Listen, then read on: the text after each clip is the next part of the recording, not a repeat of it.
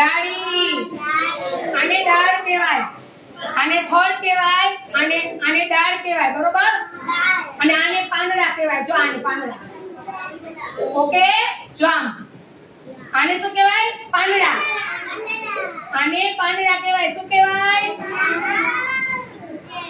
જો આને પાંદડા કહેવાય આપણે.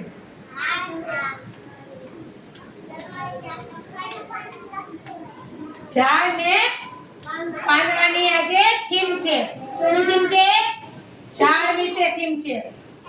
ઝાડની થીમ છે. ઓકે, આ ડાળ છે, આ થડ છે અને આ પાંદડા છે. સમજાઈ ગયું બધાને? ઓકે, આ થડ છે, મેઈન થડ છે. આવો